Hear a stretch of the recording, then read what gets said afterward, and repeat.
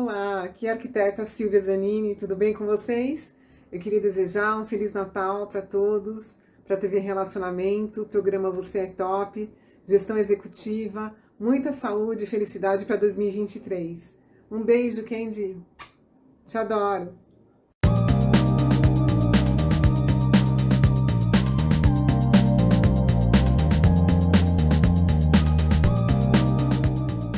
Olá, internautas, iniciamos mais um programa Gestão Executiva e hoje nós temos a oportunidade de conversar com uma pessoa brilhante, né? Aqueles profissionais que foram forjados a se tornarem grandes mestres. Geraldo Henrique, muito obrigado, viu, pela tua presença. Obrigado a você, uma satisfação muito grande ser mais um participante da TV Relacionamento. O prazer é todo meu, é uma honra estar com você aqui, depois de tantos anos. É verdade. Geraldo, nós, nesse bloco aqui, nós vamos falar da sua trajetória no Brasil, depois faremos uma outra, sua trajetória nos Estados Unidos, ok? Certo, Então, perfeitamente. por favor, queria que você falasse onde você nasceu e pode discorrer todinha a sua trajetória profissional. Bom, eu sou originário de Minas Gerais, né? Morei em Minas até os 20 anos, comecei o curso superior lá, posteriormente eu me transferi para o Rio e me formei na Universidade do Estado, da então Estado da Guanabara. Perfeito. Me formei na Faculdade de Direito da Rua do Catete, famosa pelo fato de ser lá na Rua do Catete, ao lado de onde era o palácio do presidente antes de Brasília. Mas profissionalmente, a vida sempre nunca foi exatamente aquilo que eu planejei. Quer dizer, eu acho que uma das grandes características da minha história é que, por uma questão de fora do meu controle, eu sempre acabei me deparando com situações para as quais eu não fui preparado. Então, eu, na verdade, tive que improvisar muitas vezes. Desafios. E a vida acabou se caracterizando por essa improvisação e por essa capacidade de se adaptar a situações totalmente inusitadas. Então, quando eu estava na Faculdade de Direito no Rio, eu fui trabalhar como assistente no departamento legal de uma empresa multinacional da Boros, que depois virou Leões, etc. E naquela época, no início da década de 70, as empresas estavam passando por um desenvolvimento muito grande, sobretudo na área de tecnologia, empresas como a IBM, Boros, Olivetti, elas estavam assim contratando pessoas praticamente a laço. Foi aquela época da década de 70, do milagre econômico. Eu tive a felicidade de começar a minha vida profissional num momento de muita euforia e um momento de muito progresso, né, que o país viveu. E quando eu entrei para essa empresa para trabalhar no departamento legal, eles estavam desesperados atrás de pessoas que pudessem se dedicar à área de tecnologia, que era, na verdade, um negócio da empresa. Sim. E eu me recordo de um diretor da empresa, um dia, me encontrando no corredor, ele falou assim: mas escuta, você está estudando Direito, se você se forma em Direito, você vai ser mais um advogado. E a advocacia é uma coisa que já existe há 2000 anos. E agora nós temos uma carreira nova nessa área de computação, de informática, que é uma coisa que está se iniciando, e você tem tudo para fazer uma carreira brilhante nessa área. Por que você não vem para o meu time e a gente te treina nessa área, etc. E aí eu acabei fazendo essa mudança. E houve também um aspecto, eu diria assim, político na época, porque a gente vivia um momento de exceção, eu estava me dedicando ao direito, eu tinha acabado de acontecer o ato institucional número 5, e a gente tinha aquela decepção de realmente fazer uma carreira na área política, ia ser uma coisa difícil, nos próximos 20 anos, e eu resolvi então dar uma guinada, né, nos meus planos, e passei a me dedicar à área de informática, sem, contudo, deixar de completar o meu curso, de seguir também que é importante, a área do direito. Então eu acabei combinando as duas áreas. E foi uma combinação assim, bastante feliz, porque eu tinha a possibilidade de conviver com as pessoas que se dedicam às ciências humanas numa parte do dia, e outra parte do dia eu me dedicava aos assuntos de tecnologia que não tinha nada a ver uma coisa com outra. Quer dizer, eu vivi esses dois mundos de uma maneira muito intensa. Mas o bom, Geraldo, é que mesmo quando você começou a pegar projetos de tecnologia, você olhava com o olhar de que se aquilo está certo na parte legal ou não. Exatamente. Então, por exemplo, uma coisa que me ajudou muito na minha carreira foi exatamente essa facilidade de comunicação, né? De poder traduzir a linguagem técnica para uma linguagem, por exemplo, comercial, de fazer com que uma discussão a hora de discutir um contrato sobre um assunto de tecnologia, eu tinha aquela facilidade de entender o lado técnico e de ver também o outro lado. E eu acabei fazendo uma carreira onde eu fiz sempre essa ligação entre o negócio e a parte técnica, o legal e a parte técnica. E isso foi uma coisa que me abriu muitas oportunidades, né? Basicamente, eu comecei me dedicando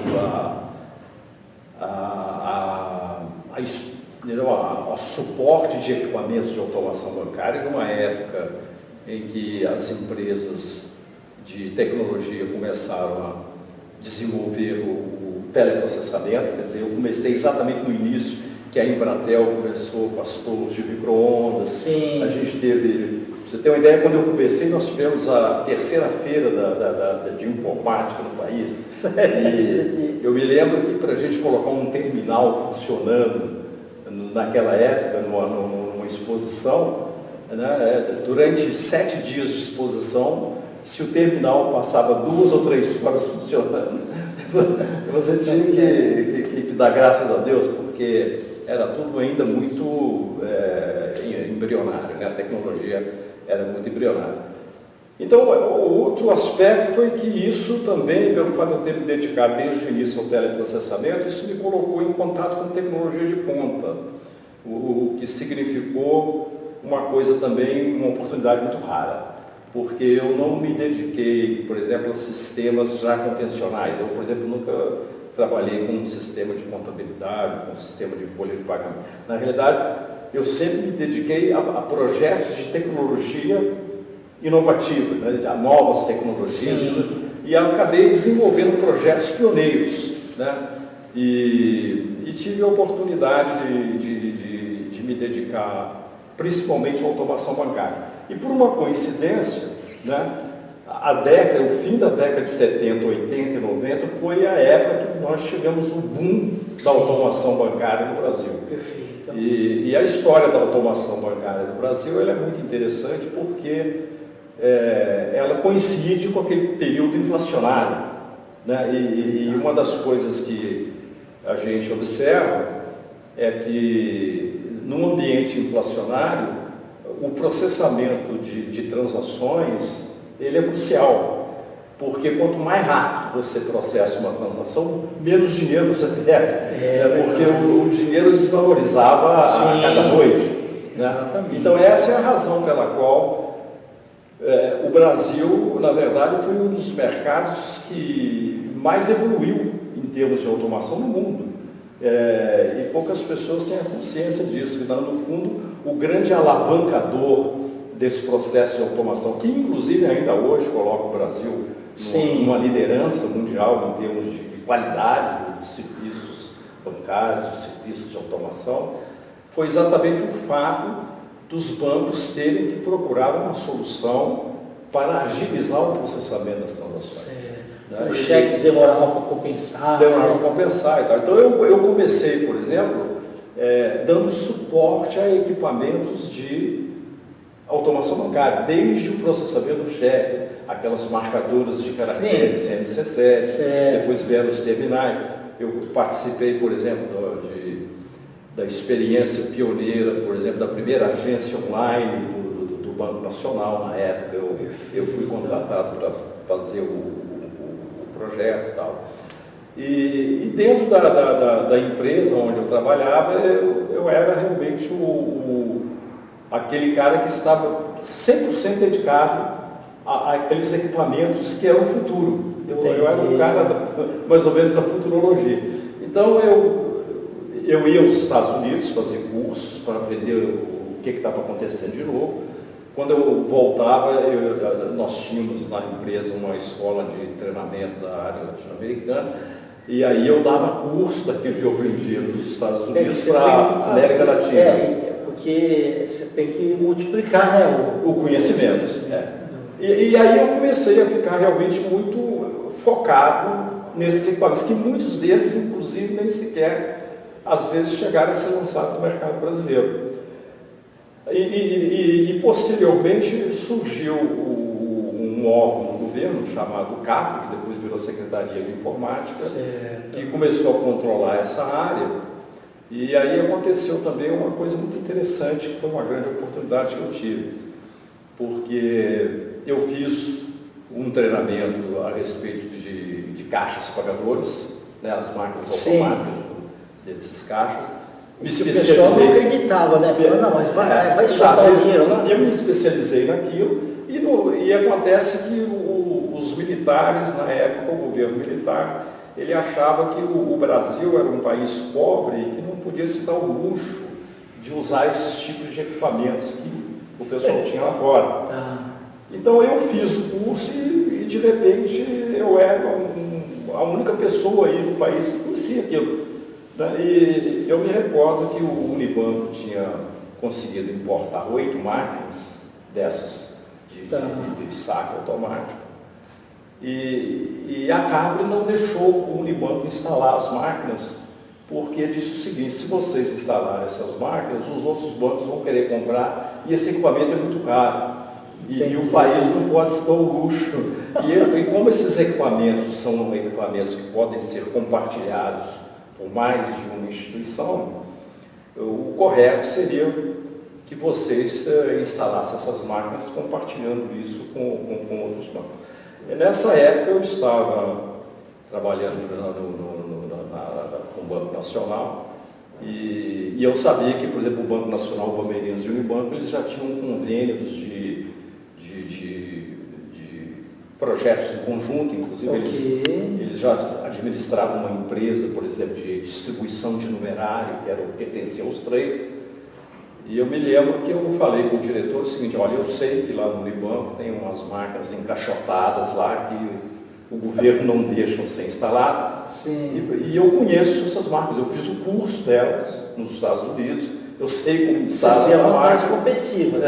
E eu disse: a gente podia fazer um projeto em conjunto com o Bameirinhos, já que a gente é parceiro de outras coisas, e o Unibanco.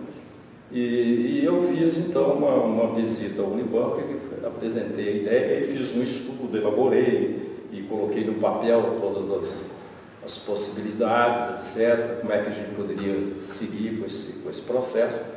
E isso deu origem ao Banco 24 Horas. Nossa, maravilhoso. Foi aí que começou o Banco 24 Horas. Nós formamos 3 equipes, uma equipe técnica, uma equipe administrativa, uma equipe de marketing. E em 1982 a gente lançou o primeiro quiosque lá em Curitiba. E eu tive o prazer de ter sido o diretor do grupo técnico que colocou essas máquinas no ar. A partir daí eu passei a ficar bastante envolvido com sistemas de pagamento em geral. Certo. Aí passou a ser a minha especialidade trabalhar com pagamentos. E aí eu me transferi do Rio para São Paulo, comecei a minha trajetória em São Paulo, já tinha vivido 20 anos em Minas Gerais, fiquei 15 no Rio, aí comecei a minha trajetória aqui em São Paulo e vim trabalhar na América Expressão, onde nós tivemos a oportunidade de trabalhar. Onde você foi diretor. Fizemos lá o o primeiro projeto de terminal de pontos de venda da empresa, inclusive também um projeto pioneiro, porque as empresas de cartão de crédito até então, elas usavam um terminalzinho mesmo nos Estados Unidos e outros lugares, onde você simplesmente pegava uma autorização, mas você continuava fazendo aquele decalque da transação, mandando para o banco, etc. Na American Express, nós fizemos o primeiro projeto dentro da empresa com um terminal que permitia a captura da transação sem a necessidade de você trabalhar no papel. E isso, na verdade, adiantou, né, o processo de captura da transação, porque antes, quando o indivíduo ia a um restaurante, por exemplo, e gastava com o cartão, aquele papelzinho comprovante daquela transação demorava 3 dias a chegar na empresa para ser processado, e aí a empresa perdia 3 dias de receita. Sim. E com uma inflação de 1% ao dia, processava já tinha perdido o poder. Então, só o fato da gente economizar, da empresa economizar, e em 3 dias no contas a receber dela, sim, só o que aquilo, a receita financeira que aquilo dava, já era suficiente para pagar o projeto inteiro. Nossa, maravilha. E esse foi um projeto interessante porque também foi a primeira experiência da American Express no mundo com terminais de autorização e captura. Perfeito. E eu me lembro que quando nós fizemos o projeto, a gente até mandou um terminal lá para os Estados Unidos, para a sede da empresa, e ele está lá no museu que bacana. da empresa, como sendo a primeira experiência da empresa no uso de terminal que permitiu um processamento completo. Que bacana. Ô, Geraldo, depois você ficou aqui na American Express do Brasil até 1997. Em 97, depois que nós completamos esse projeto, e você se lembra que você, né, trabalhando comigo, a gente fez aquele projeto de centralizar o processamento de dados. Exato. Exatamente. Aí a empresa fez uma reforma enorme, porque o processamento de dados foi todo ele concentrado nos Estados Unidos, aqui só ficaram os terminais. Exato. E aí o CPD praticamente foi desmontado também. Nessa oportunidade, quando aconteceu isso, o meu trabalho, evidentemente, ele perdeu, né? Quer dizer, acabou, a posição acabou porque foi tudo para os Estados Unidos. E aí eu disputei uma posição lá nos Estados Unidos com uma outra função e eu fui selecionado.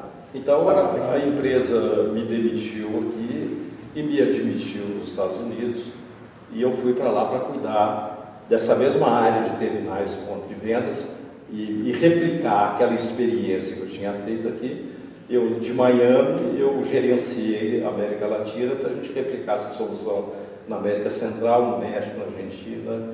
E acabei fazendo esse trabalho lá por 9 anos. Né? Parabéns, porque você era uma das poucas pessoas que dominava muito bem inglês e espanhol, viu? Isso daí é bacana. Né? Aí realmente isso foi uma facilidade, né? Então, quando eu mudei para os Estados Unidos, o fato, primeiro que eu já estava totalmente familiarizado com o ambiente lá, porque eu já vinha de uma empresa multinacional, onde eu fiz vários treinamentos, quer dizer, desde a década de 70, era comum eu ir 2, 3 vezes por ano fazer cursos lá, como eu disse, e quando eu regressava, a gente tinha um centro de treinamento latino-americano lá no Rio de Janeiro, e aquilo que eu aprendia lá, eu ensinava para os representantes dos outros países da América Latina e para o pessoal das filiais aqui no Brasil. Né?